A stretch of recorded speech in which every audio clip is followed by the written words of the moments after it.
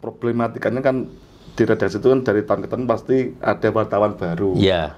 Kan dengan kadang syukur-syukur ada yang punya basic menulis. Iya. Kadang juga ada yang nol betul. Iya. Ini kan seperti apa? Jadi walaupun punya basic menulis ya, menulis di misalnya untuk majalah di kampus, di sekolah atau bahkan di majalah atau di koran-koran yang lain sekalipun, itu kan pasti harus menyesuaikan dengan polanya di radar, gaya bahasa, gaya penulisan dan sebagainya. Serukun Iman Jawa Pos juga itu tekat pemain foto bagaimana Pak Budi kalau dulu? Jadi pada prinsipnya waktu itu ya doktrinnya halaman itu jangan terlalu banyak tulisan, foto yang bagus, atraktif. Yang agak kesulitan waktu itu layout. Tugas layoutnya cari baru. Dan sering agak terlambat itu menuju deadline itu karena layoutnya baru. Jadi itu yang agak.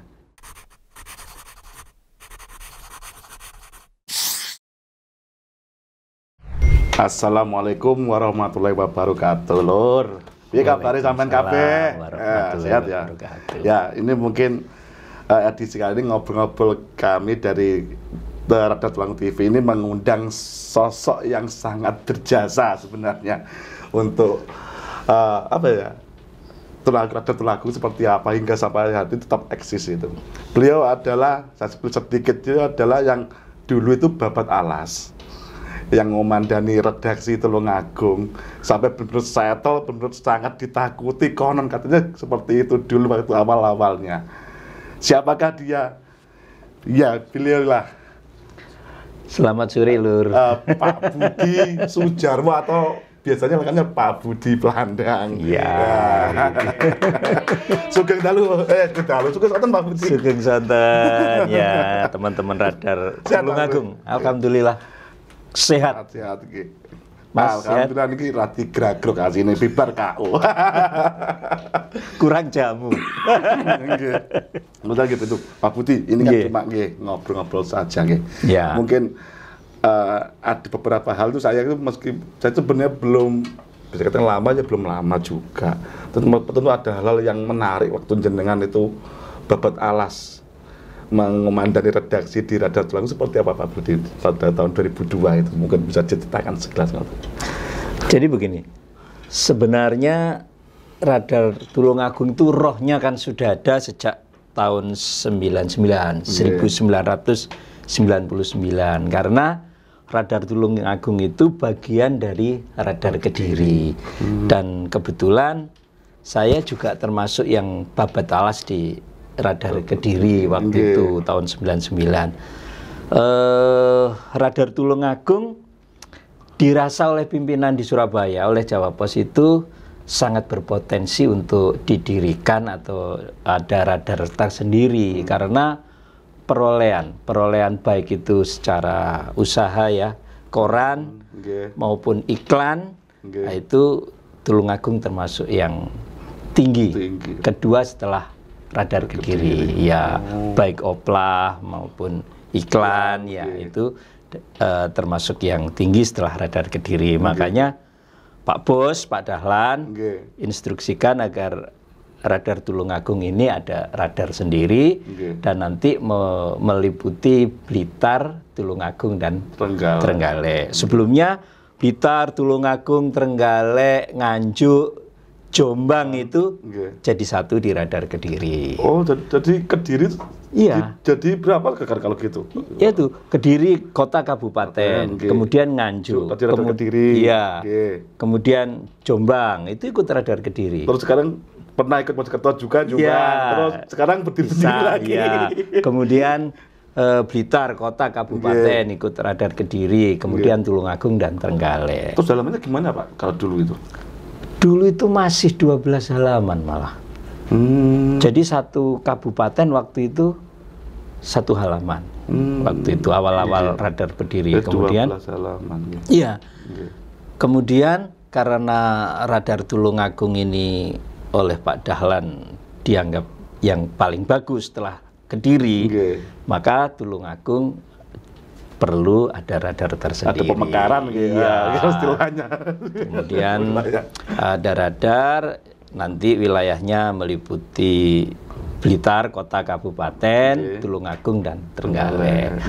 Kemudian ditugaskan Pak Agung Pamujo ya, Pak Pam. Pak Pam, ya itu seangkatan dengan saya di Jawa Pos itu. Pak Pam itu tahun 92. Kemudian ditugaskan untuk babat di Tulungagung.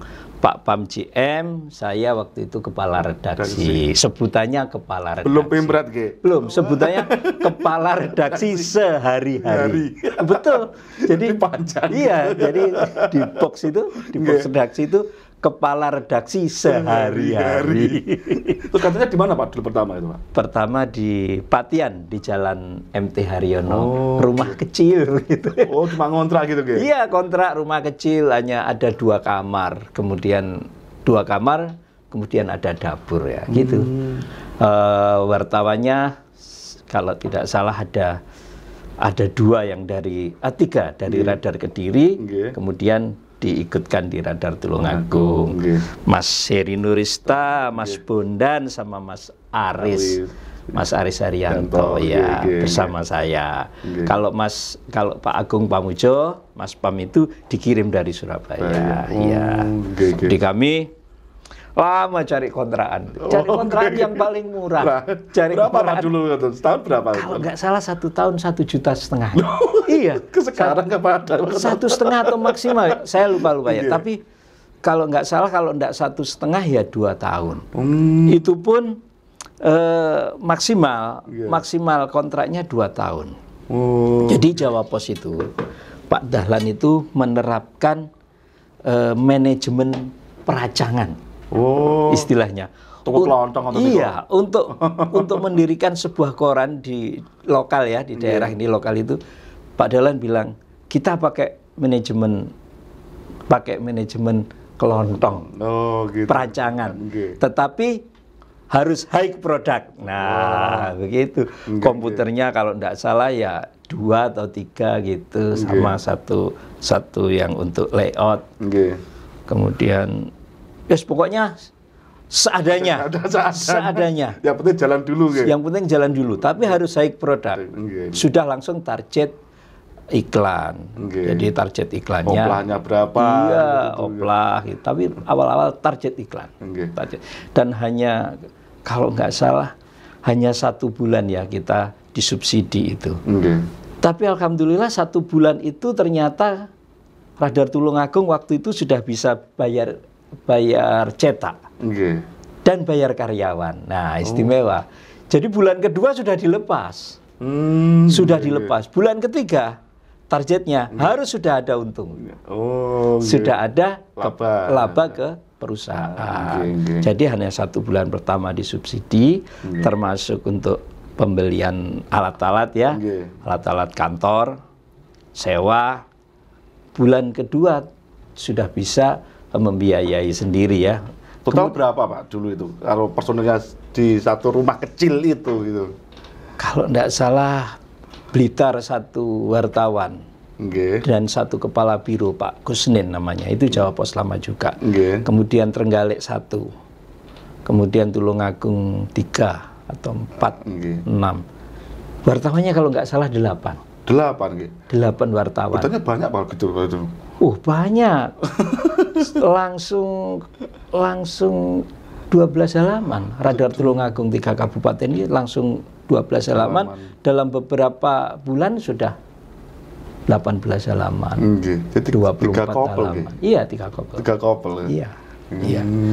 Ya kerjanya mulai jam 9 pagi ya sama ya kalau kerja kita ya. Jam 9 pagi, jam 8 pagi sampai jam 8 jam 9 malam karena harus sudah kirim berita. Tapi kalau kami pertama kan Pak, meskipun pulang ke rumah, tapi bukan pulang pun, tapi standby. Iya, standby. Terus apa Pak Budi yang berkesan kan sebenarnya namanya babat gitu, pasti gitu.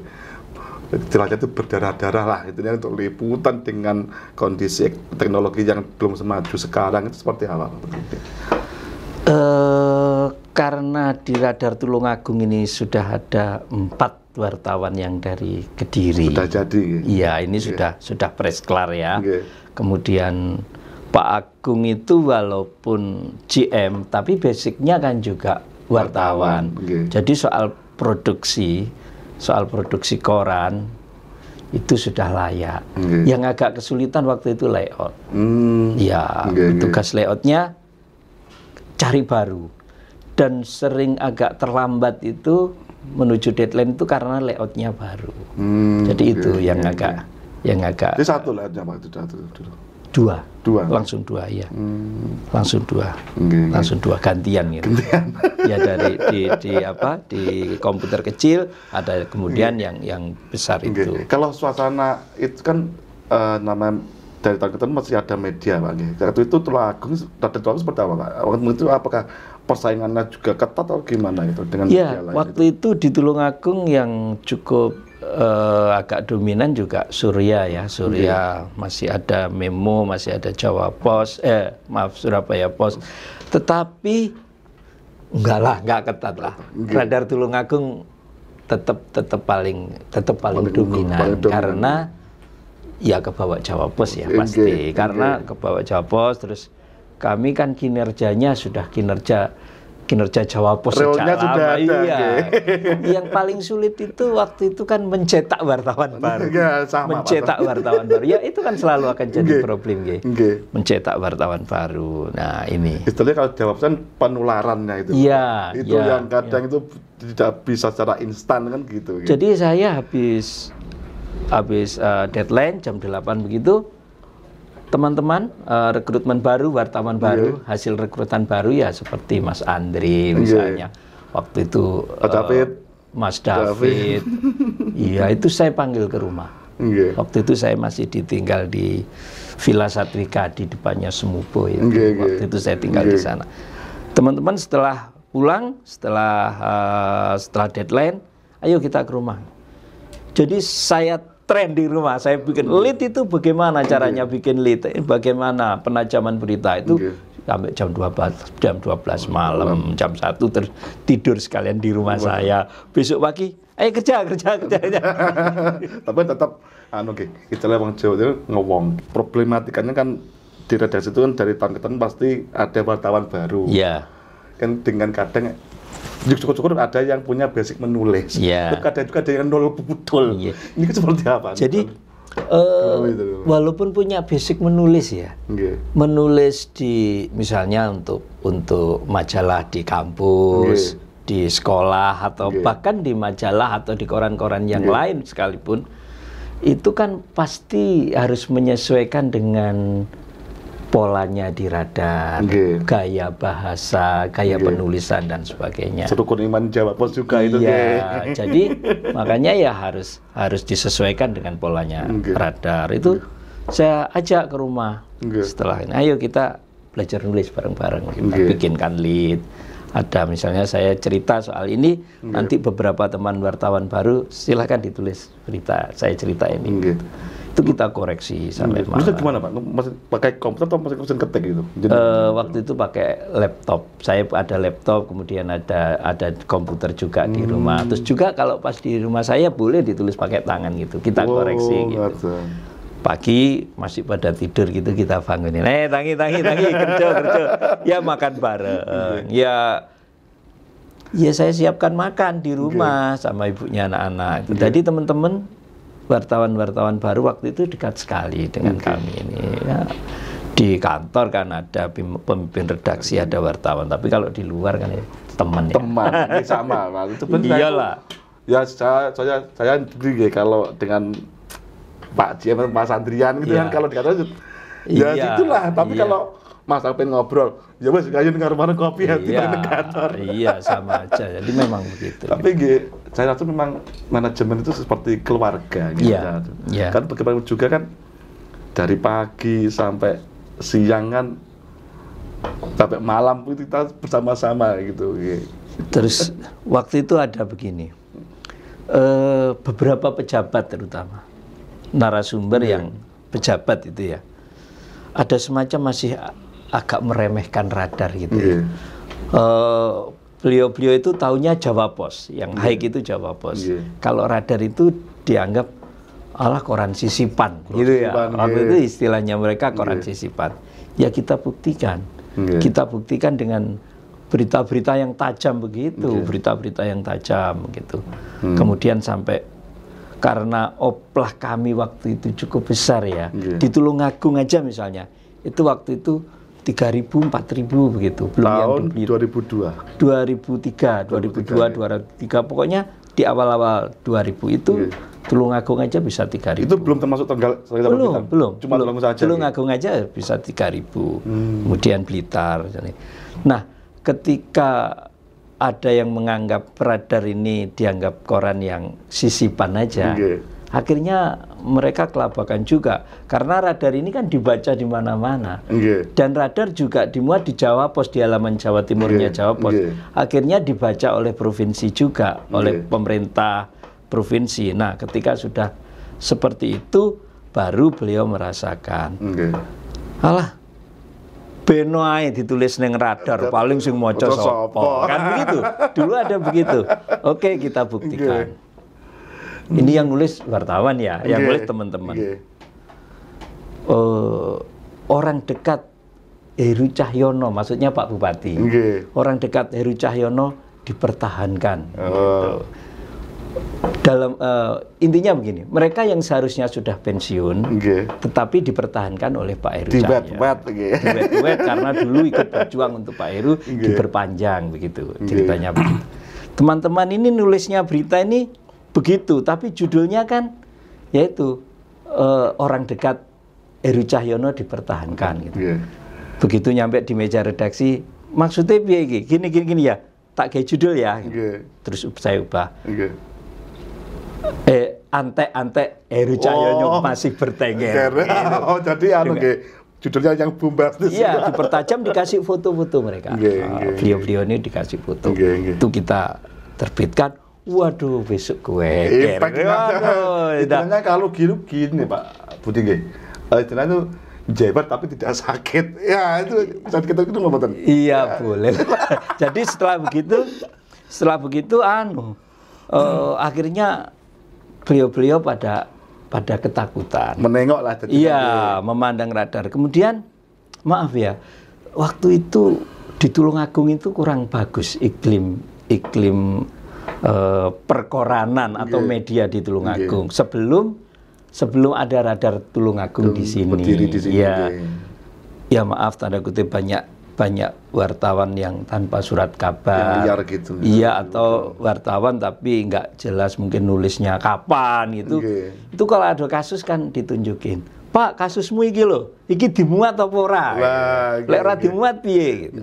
Nah, setelah ada berita-berita begitu dari radar, beliau-beliau itu kalau Pak ada berita apa Pak besok? Apa Pak? Nggak ada yang bagus, biasa aja. Pak kalau ada tolong dikabari ya, kita beli koran Pak.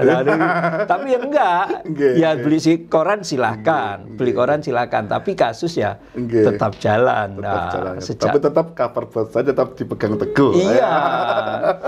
Terus akhirnya saya waktu itu punya hubungan pribadi ya, dekat dengan Kabag Keuangan Tulungagung.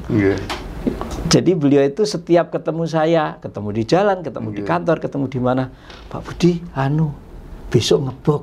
Ngebok itu maksudnya minta diboxkan berita pariwara. Oh, gitu. Berita pariwara. Iya, istilahnya pesen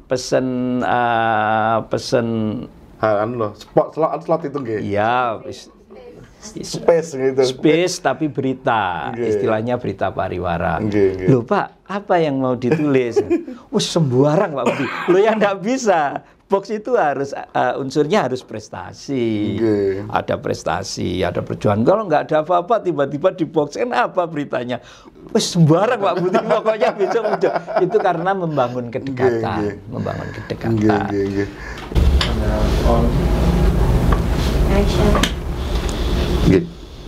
Pak Budi, ini kan biasanya kan namanya koran kan ada yang idealis, ada yang bisnis. Biasanya kan berhubungan dengan advertorial. Mungkin ada pengalaman unik Pak Niko. Mungkin karena sampai kan bagaimana juga kan ada juga iklan dari plat merah itu seperti apa Pak itu? Ya itu karena waktu itu radar itu akhirnya dianggap sangat dominan ya, atau sangat bahkan menakutkan itu. Contohnya ini, kalau saya kebetulan datang ke Pemda itu, ya dengan teman wartawan. Nah, itu kalau ketemu Pak Bupati, Kabak, Kepala Dinas itu Pak Bupati begini, kalau guyoni saya, hei ada Pak Budi, kita harus takut loh kita harus takut kalau sama Pak Budi. Kalau dengan Pak Gubernur enggak takut enggak apa-apa, tapi kalau ada Pak Budi harus takut. Terus pejabat-pejabat itu, oh iya takut Pak, saya takut, saya ketawa, saya bilang, oh iya delok besok ya, lihat besok kalau ada masalah.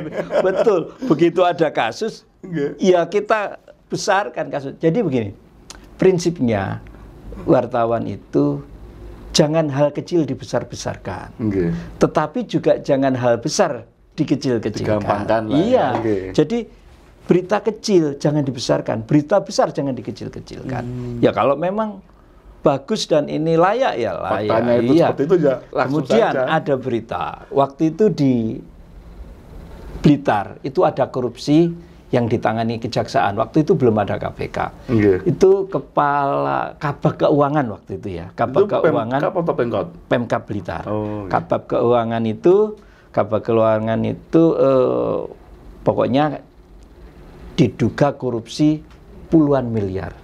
Akhirnya masuk. Bahkan Pak Bupati Blitar waktu itu juga sampai di penjara. Nah, karena berita itu juga radar yang angkat pertama. Saya ingat itu kalau kasus itu Pak Imam Muhadi. Ya, Pak Muhadi bupatinya ya. Kabak Keuangannya Pak Kris namanya. Nah, kemudian karena berita itu dan itu sangat ya, di radar terus ya, akhirnya di blow up lah. Akhirnya Pak Bupati di sini dan Pak Bupati di Trenggalek itu ciut, waduh, ini radar bisa begini. Nah, kemudian hati-hati. Kebetulan waktu itu ada berita dari Dewan, ada statement dari Dewan dalam sidang bahwa Kabupaten Tulungagung mengalami kas kosong, nggak ada duit ini di kabupaten. Nah, dari statement atau pernyataannya Dewan itu kita tulis beritanya. Pemkab Tulungagung bangkrut, kas kosong gini. Berita itu muncul, waduh saya jam 6 pagi ini sudah ditelepon Kabak Humas, ditelepon Pak Kabak Keuangan, ditelepon siapa aja dah.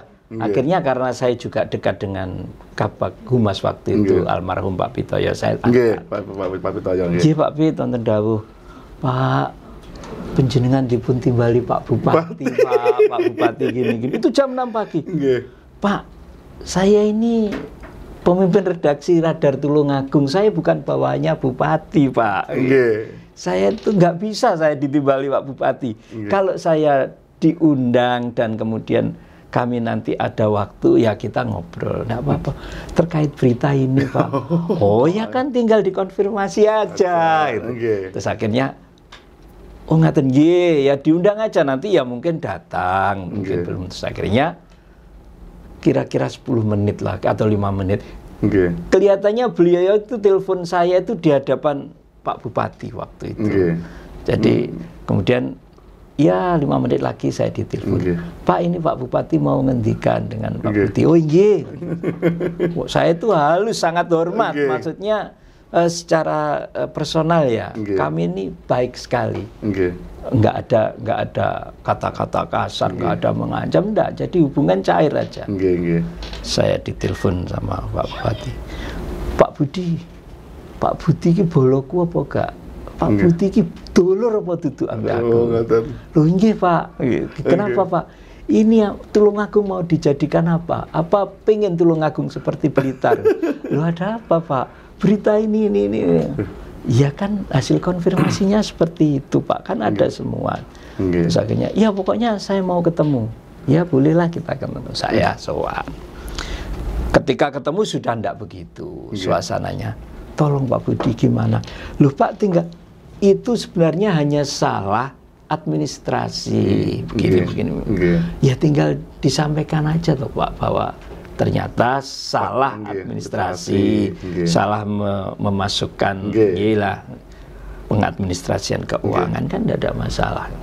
Akhirnya betul Terus akhirnya begitu, besoknya ya wartawannya saya suruh lagi konfirmasi ke keuangan, ke sekda, dan betul ternyata istilah saya ternyata hanya salah kamar, gitu, maksudnya salah memasukkan. Ya kita kan nggak tahu yang sebenarnya, tetapi kan wartawan ya harus menulis apa yang kita dapatkan. Narasumber itu sama harus disampaikan secara apa adanya.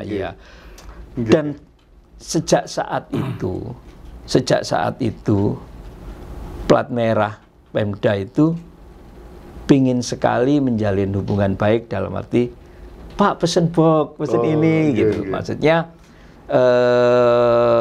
banyak advertorial, tetapi kan untuk redaksi, karena kami orang redaksi kan ada syarat bahwa kalau untuk box atau untuk advertorial ya harus syaratnya ya harus beritanya layak. Jadi buat layak dulu gitu. Akhirnya begitu. Kemudian berlangganan koran. Pak Budi, ya saya kan beberapa kali kan juga memikirkan hal itu, seberapa besar pengaruh politik redaksi itu dalam menentukan sebuah pemberitaan. Maksudnya apakah ya politik redaksi dalam dahulu dengan yang sekarang itu tetap bisa dipakai atau bisa politik redaksi itu gimana maksudnya? Ya untuk penentuan kebijakan redaksi lah itu maksudnya. Iya. Jadi ya mungkin sekarang dengan dulu beda ya. Pembacanya beda. Keinginan pembaca itu berbeda. Tetapi yang jelas redaksi itu dalam rangka mendukung divisi usaha. Redaksi tugasnya memproduksi yang bagus. Produksi yang bagus ini diharapkan dibaca banyak orang. Kalau sudah dibaca banyak orang, berarti koran ini, harian ini dianggap punya kapasitas. Sehingga orang pasang iklan semakin banyak. Begitu. Iya. Karena oplahnya banyak. Kalau sekarang misalnya di era digital, ya bagaimana supaya konten-kontennya disukai orang. Disukai orang sehingga iklan lewat digital juga bagus. Ya, begitu. Soal harga dan sebagainya, semakin kita terpercaya, ya semakin fan-fan saja. Iya. Dulu kalau minta box, Pak Budi minta diboxkan ini, itu harganya ya tinggi gitu. Tinggi dulu gitu. Iya, tinggi. Kalau sekarang satu halaman radar itu kalau berwarna bisa 25-30 juta begitu. Semau-maunya aja. Tapi memang dulu itu kalau dari istilahnya sumbut gitu. Semua terekep serempeng atau Oh, sangat sumbut. Sangat sumbut. Dan kalau dari pengalaman mungkin dari itu tadi kan berhubungan dengan pemerintahan gitu. Ada hal-hal yang unik-unik kan gitu. Tidak semua, mungkin generasi saya tuh tidak semua tahu sejarah yang unik-unik. Iya. Itu kalau foto seperti apa, Pak Budi? Maksudnya foto. Untuk kan di koran kan juga ada tulisan, juga ada foto. Itu seperti apa? Untuk teknisnya waktu itu. Maksudnya teknis. Untuk pengambilannya itu pakai kamera bagaimana? Terus mencanunya atau? Iya, saya pikir kok hampir sama aja ya. Ya prinsipnya begini. Pembaca itu jangan disuguhi banyak tulisan. Tetapi kalau bisa foto itu lebih berbicara. Jadi halaman koran, doktrinnya waktu itu lebih baik banyak fotonya. Banyak foto, sesedikit mungkin tulisan, tetapi banyak foto. Tabel, tabel dan sebagainya. Terus foto, iya benar, foto jangan kotak-kotak gitu. Terkait pemilihan foto bagaimana Pak Budi kalau dulu? Jadi pada prinsipnya waktu itu ya, doktrinnya halaman itu jangan terlalu banyak tulisan. Foto yang bagus, atraktif, kemudian main grafis, tabel dan sebagainya. Bahkan waktu itu saya pernah bikin foto profil tentang seseorang, ya berita ya tentang profil seseorang, saya balik fotonya. Jadi tidak kepala di atas, saya jungkirkan. Oh, ya pro kontra, banyak yang tanyain. Tapi setidaknya saat itu koran ini sangat laris. Sangat laris karena fotonya begini ya. Akhirnya sampai saya ditelepon dari Surabaya juga. Kenapa fotonya itu dibalik? Itu kesalahan apa sengaja? Sengaja. Masih belum percaya dari Surabaya. Jangan-jangan karena kesalahan. Kesalahan redakturnya, apa kesalahan petugas layoutnya dalam memasang foto itu. Tapi enggak, memang semua jawabannya sama. Sama Pak Budi disuruh balik gitu. Ya akhirnya ya dibiarkan. Tapi setelah beberapa kali itu ditelepon lagi. Jangan dibalik lah. Sudah istilahnya wis waleh, wis bosen, wis ngerti gitu ya. Akhirnya gitu ya, contoh-contohnya seperti itu. Prinsipnya foto harus menarik. Misalnya fotografernya siapa Pak dulu? Mas Rozak. Sebelum Mas Rozak? Mas Rozak. Sebelum Mas Rozak ya setiap wartawan harus bisa foto bagus. Syaratnya dulu itu wartawan harus punya kamera. Dan nggak boleh kamera pocket. Kameranya harus kamera yang iya, walaupun tidak yang kelas bagus, tapi bukan pocket. Kemudian semua wartawan harus bisa foto. Pemilihan fotonya penganggilan foto. Tapi sebenarnya kan disiplin foto kan tidak berubah Pak dari sampai sekarang itu. Iya, menurut saya sama kok. Sampai sekarang masih foto masih bagus. Mungkin ini closing statement Pak Budi, mungkin ada pesan-pesan bagi khususnya wartawan-wartawan muda atau kalau saja pemirsa di Radar Tlak TV yang berminat terjun di dunia jurnalistik itu seperti apa? Dari saya mengutip pernyataan Ketua PWI era 2004 sampai 2014 kalau tidak salah, apa 2005 sampai 2015. Ke depan akan ada profesi yang punah. Ke depan akan ada profesi yang punah atau bertambah lagi profesi yang punah. Apa itu? Wartawan. Kenapa? Karena koran sudah semakin ditinggalkan. Beralih ke digital, sehingga tuntutan bagi seorang wartawan sebagai seorang jurnalis sudah beda dengan yang dulu. Dulu itu wartawan itu harus bisa berbahasa Inggris dengan baik, harus paham ini, paham ini, paham ini. Ke depan sudah tidak harus begitu lagi. Sehingga seolah-olah profesi wartawan yang dulu itu akan punah, akan ditinggalkan. Pesan saya, profesi ini tidak punah kalau wartawannya tetap meningkatkan kualitas, mengupgrade diri. Dengan banyaknya, dengan semakin canggihnya teknologi, otomatis lebih banyak kemudahan bagi wartawan.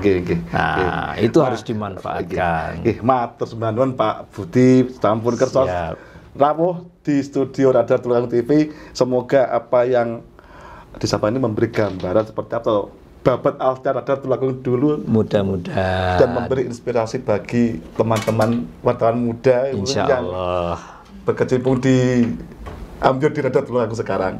Oke, sekian dulu sedulurku dari pemirsa Radar Tlak TV. Kita ketemu di episode selanjutnya dengan sosok narasumber yang mungkin memberi inspirasi bagi kita semua. Terima kasih. Wassalamualaikum warahmatullahi wabarakatuh.